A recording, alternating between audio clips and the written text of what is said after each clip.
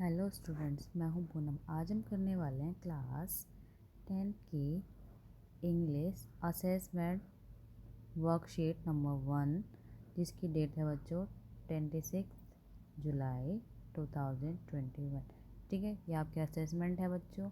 इनको आप वर्कशीट से अलग कीजिएगा।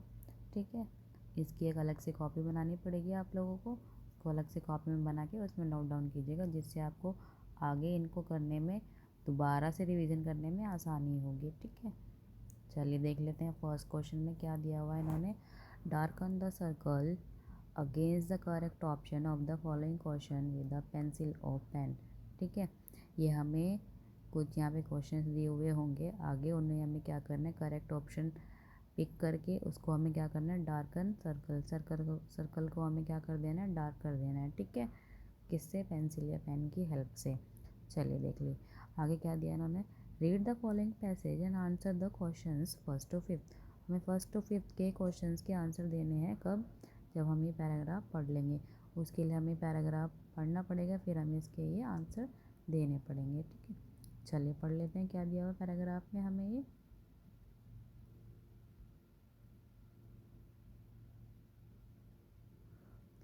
An interesting organization is observed in a honeybee hive, a colony of several thousand bees।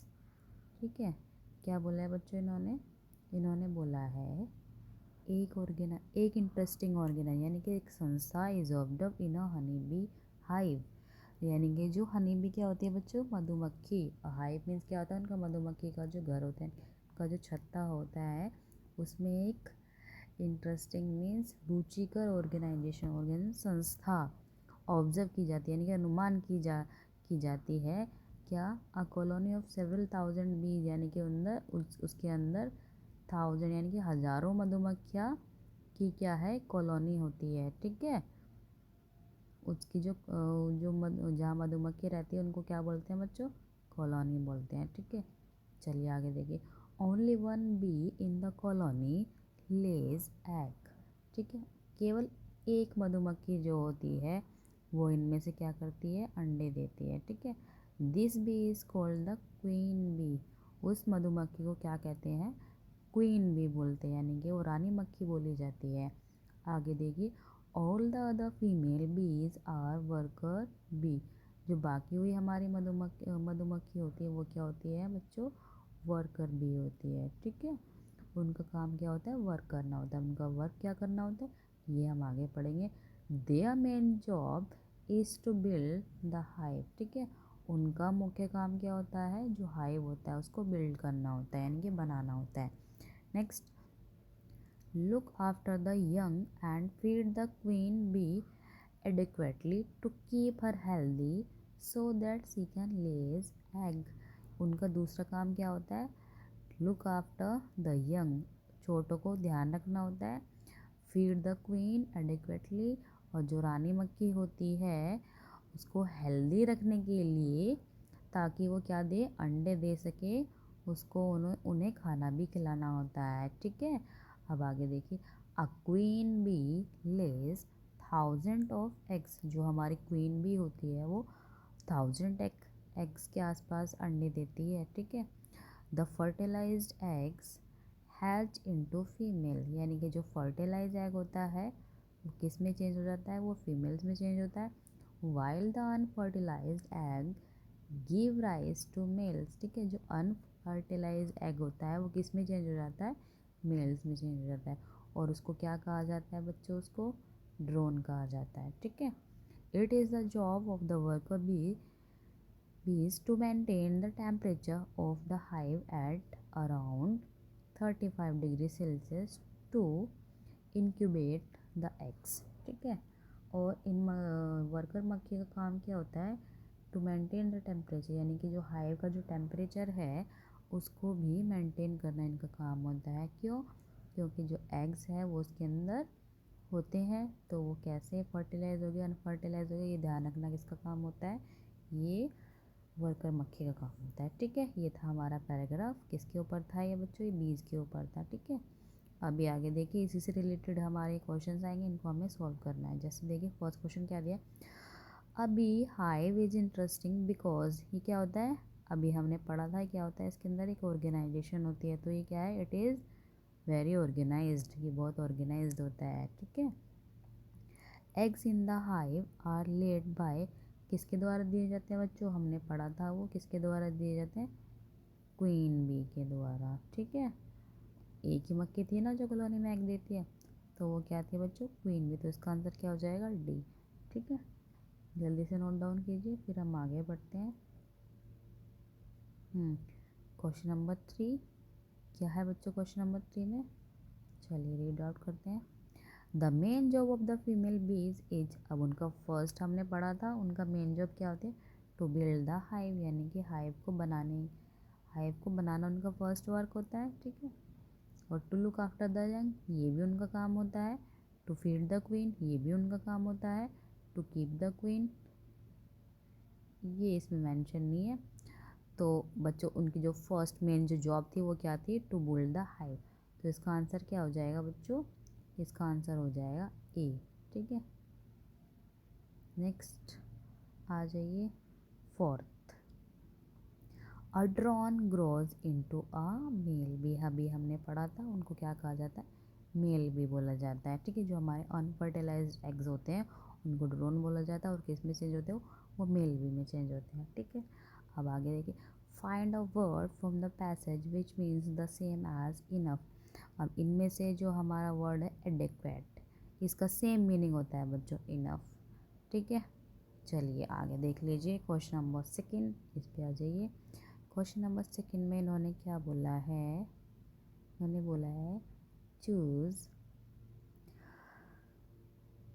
ये थोड़ा, हाँ इसको अभी हम कर लेंगे,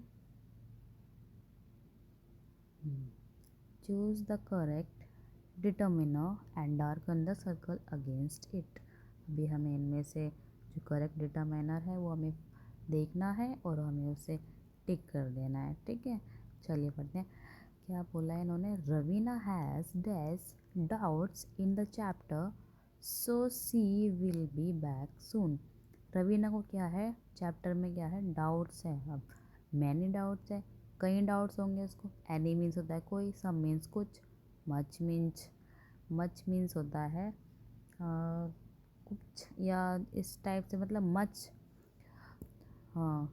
मैनी मीन्स होता है कई, ठीक है। तो उसको क्या है, कई डाउट्स होंगे, तो इसमें आ जाएगा आपका डी पॉइंट, ठीक है। तो डी को ऐसे आप सर्कल कर देना है, ठीक है। बच्चों आपकी ये OMR सीट पे अभी आपका ये टेस्ट होगा, ठीक है। तो आपको OMR सीट पे इस तरीके से आपको ये सर्कल जो है वो क्या करने हैं, डार्कन करने हैं, ठीक है। नेक्स्ट आ जाइए, there is not dash truth in what is being shed, इसमें कोई सच नहीं है, वॉट इज बीइंग सैड, जो कि क्या है, कहा गया है, ठीक है।